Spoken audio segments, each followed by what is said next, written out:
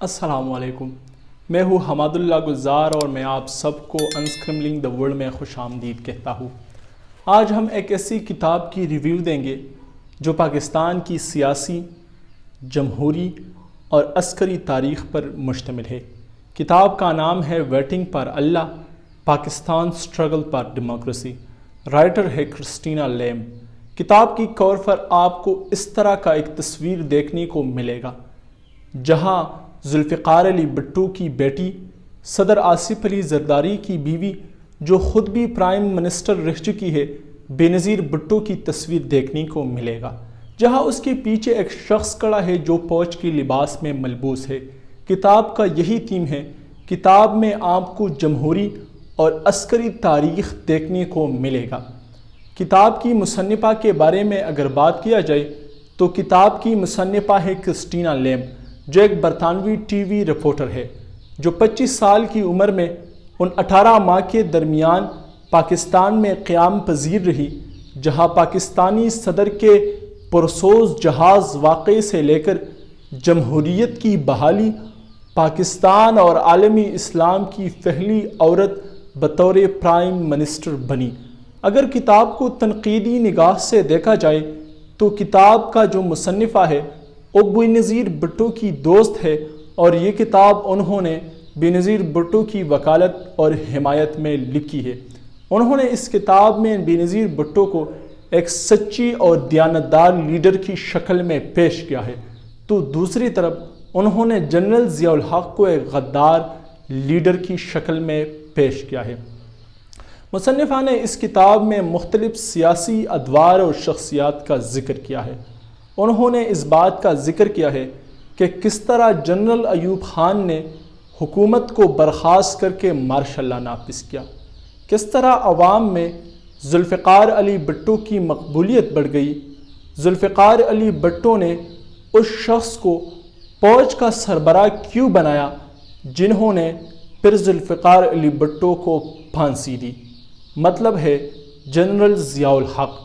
اس کتاب میں آپ کو بار بار جنرل ضیاء الحق کا تذکرہ دیکھنے اور پڑھنے کو ملے گا، کیونکہ جس سیاسی دور کا ذکر کرسٹینا لیم نے کیا ہے اس دور میں جنرل ضیاء الحق بطور صدر پاکستان تھا۔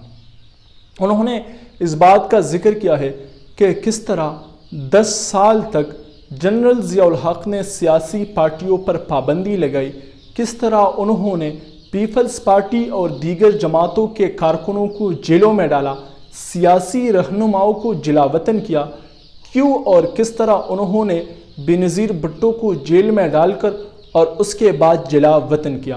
اس کے بعد انہوں نے کس طرح تمام سیاسی پارٹیوں پر پابندی لگائی اور پھر کس طرح بینظیر بھٹو پاکستان اور عالمی اسلام کی پہلی پرائم منسٹر بنے۔ انہوں نے مسلم لیگ اور پیپلز پارٹی کے درمیان جو کشمکش تھی، جو مقابلہ تھا، اس کا ذکر بھی کیا ہے، اور نواز شریف کس طرح اس ملک کا پرائم منسٹر بن گیا اور کیوں بن گیا۔ اس کتاب میں افغانستان کا مسئلہ بہت مفصل انداز میں پیش کیا گیا ہے، کیونکہ اسی دور میں روس نے افغانستان پر حملہ کیا تھا، اور کتاب کا جو مصنفہ ہے اس نے افغانی مجاہدین کے ساتھ حملے میں رفاقت بھی کی تھی۔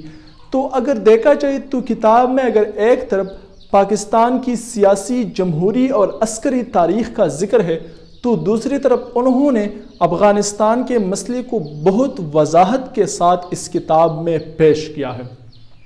اگر بات کیا جائے ذوالفقار علی بھٹو کی تو انہوں نے جنرل ضیاء الحق پر اعتماد کیا اور ان کو فوج کا سربراہ مقرر کیا، لیکن صدر غلام اسحاق خان نے جنرل ضیاء الحق کے دل میں ذوالفقار علی بھٹو کے لیے نفرت پیدا کیا، ان پر مختلف الزامات لگائی، اور اسی وجہ سے جنرل ضیاء الحق نے پیپلز پارٹی کی حکومت اور ذوالفقار علی بھٹو کی حکومت کو ختم کر کے مارشل لا لگائی۔ اسی ضیاء الحق نے ذوالفقار علی بھٹو پر قتل کا الزام لگا کر تختہ دار تک پہنچایا اور ان کو پھانسی دیا۔ 11 سالہ جدوجہد کے بعد جب پیپلز پارٹی کی حکومت ملی تو ان کے لیے مسائل اور بھی بڑھ گئے۔ کچھ غلطیاں اور کچھ وجوہات کی وجہ سے پیپلز پارٹی کی حکومت زیادہ عرصے تک نہیں چلی۔ اس میں سب سے پہلی غلطی یہ تھی کہ بینظیر بھٹو نے اسی شخص کو صدر بنایا جس نے ذوالفقار علی بھٹو کو حکومت سے ہٹایا تھا اور پھانسی کے تختے تک پہنچایا تھا۔ میرا مراد غلام اسحاق خان ہے۔ پیپلز پارٹی نے جو دوسری غلطی کی تھی وہ الیکشن کے دوران ان لوگوں کو ٹکٹ دیا جو بڑے بڑے زمیندار، جاگیردار اور وڈیرے تھے۔ 11 سال تک پارٹی کے جن کارکنوں نے جمہوریت کی بحالی کے لیے جدوجہد کیا تھا ان کارکنوں کو نظر انداز کیا گیا۔ پیپلز پارٹی نے ان لوگوں کو ٹکٹ دیا جن کی کامیابی یقینی تھی، چاہے وہ جنرل ضیاء کے ساتھی کیوں نہ ہوں۔ مثال کے طور پر رانا نعیم کو ٹکٹ دیا گیا جو جنیجو کا وزیر دفاع تھا۔ طارق رحیم کو ٹکٹ دیا گیا جو جنرل ضیاء کی شورا کا ممبر تھا۔ یوسف رضا گیلانی کو ٹکٹ دیا گیا جو جنرل ضیاء کی صوبائی وزیر تھا۔ تو اسی وجہ سے جو پیپلز پارٹی کے کارکن تھے اور سینئر ممبر تھے وہ پیپلز پارٹی کے اس روش سے علیحدہ ہو گئے، یا ان کے دل میں جو پیپلز پارٹی کی محبت اور مقبولیت تھی عوام میں وہ کم ہو گئی۔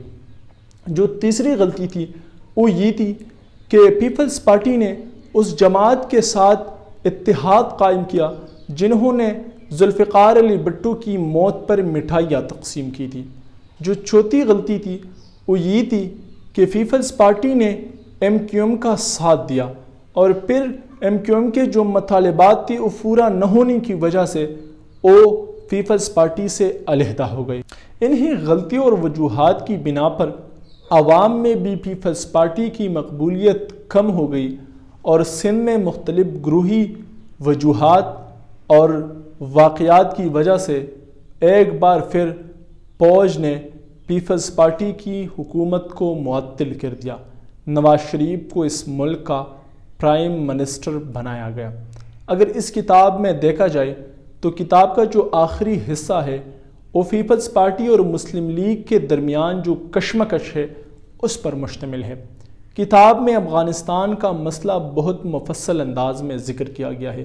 میں نے ویڈیو کے آغاز میں بھی افغانستان کا ذکر کیا ہے کہ افغانستان کا ذکر کرسٹینا لیم نے اس کتاب میں کیوں کی ہے، کیونکہ انہی دنوں روس نے افغانستان پر حملہ کیا تھا اور کرسٹینا لیم نے مجاہدین کے ساتھ حملے میں رفاقت کی تھی۔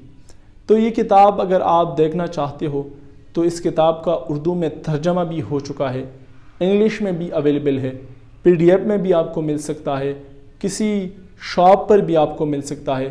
یہ کتاب اگر آپ پاکستان کی سیاسی، جمہوری اور عسکری تاریخ میں آپ دلچسپی رکھتے ہو تو یہ کتاب دیکھنا آپ کے لیے بہت زیادہ ضروری ہے۔